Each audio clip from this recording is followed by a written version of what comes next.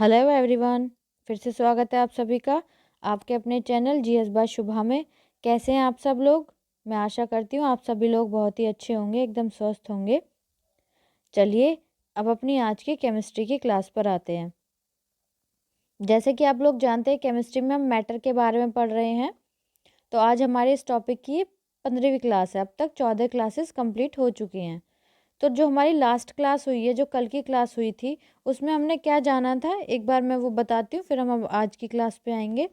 कल की क्लास में हमने ये जाना था कि कोई भी मैटर है, कोई भी पदार्थ है, अगर हम उसके प्रेशर में चेंज करते हैं, मतलब उसके प्रेशर को घटाते हैं या बढ़ाते हैं, तो उस पर किस प्रकार का इफेक्ट पड़ता है, क्या उस पर प्रभाव पड़ता है, उसके बारे में हमने कंप्लीट डिटेल में जान लिया था।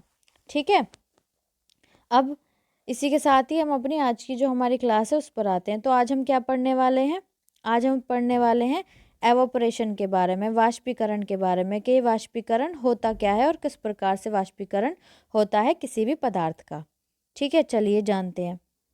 तो इसमें कहा गया है the process of a liquid changes into vapour और gas even below its boiling point is called evaporation. मतलब हिंदी में क्या कहते हैं? किसी द्रव के क्वथनांक से भी नीचे वाष्प या गैस में बदलने की प्रक्रिया को वाष्पीकरण कहा जाता है।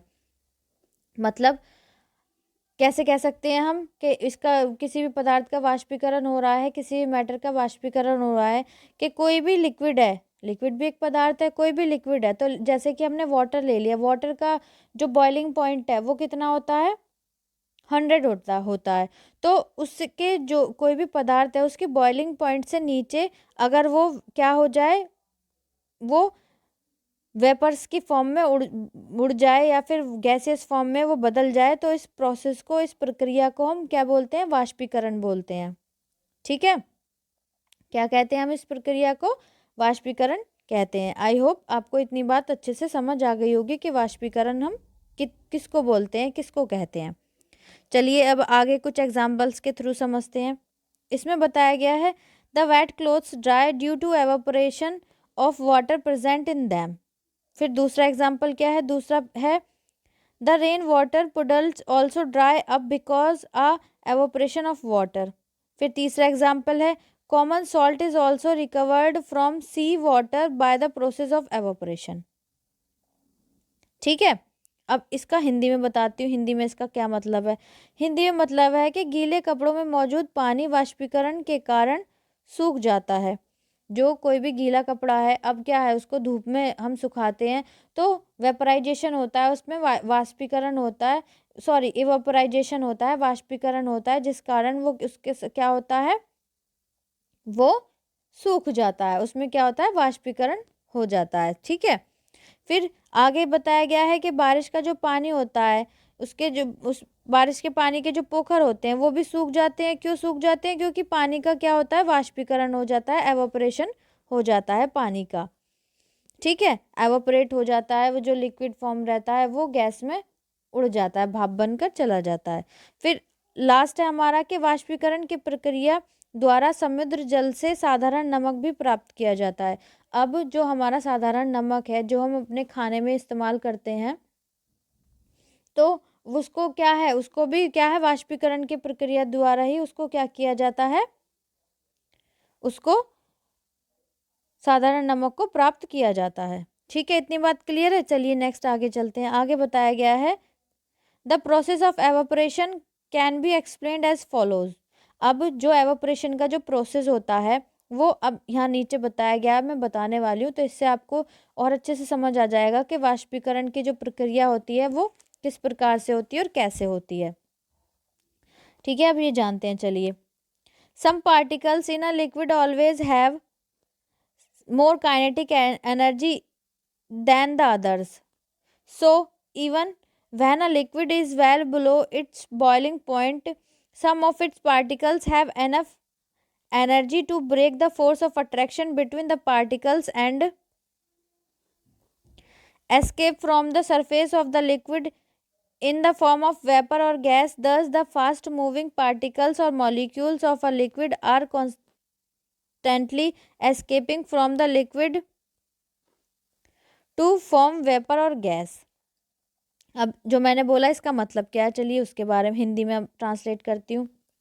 वाष्पीकरण की प्रक्रिया को इस प्रकार समझा जा सकता है। अब किस प्रकार समझा जा सकता है, चलिए समझते हैं। किसी द्रव के कुछ कणों में हमेशा दूसरों की तुलना में अधिक गतिज ऊर्जा होती है।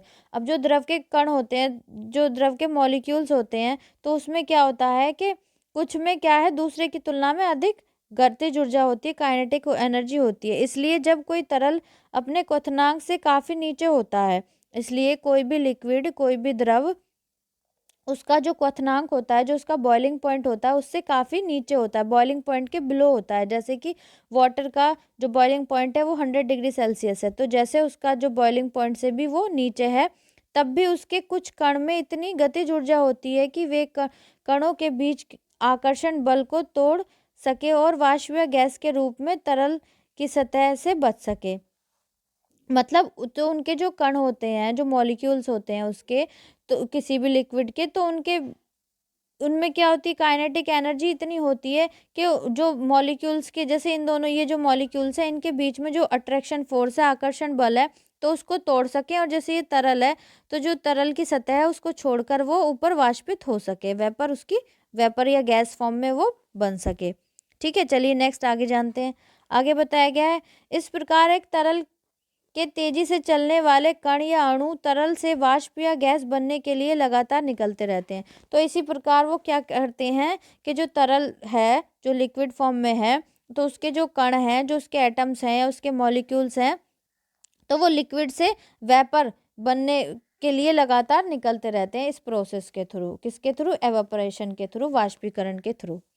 ठीक है, इतनी बात आपको आई होप क्लियर होगी। चलिए नेक्स्ट आगे जानते हैं। आगे बताया गया है कि फैक्टर्स अफेक्टिंग एवोपरेशन, वाष्पीकरण को प्रभावित करने वाले कारक।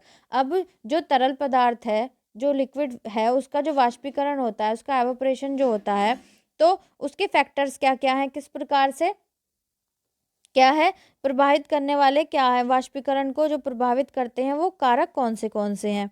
ठीक है, अब वो कौन से कारक हैं, 4 कारक हैं। पहला क्या है, टेम्परेचर, तापमान। दूसरा है सरफेस एरिया, सतह क्षेत्र। तीसरा है ह्यूमिडिटी, जिसको हम नमी भी बोलते हैं। और चौथा है विंड स्पीड, मतलब कि हवा की गति। तो इन चारों प्रोसेस के थ्रू क्या हो सकता है, किसी भी तरल का वाष्पीकरण हो सकता है, एवोपरेशन हो सकता है, किसी भी लिक्विड का।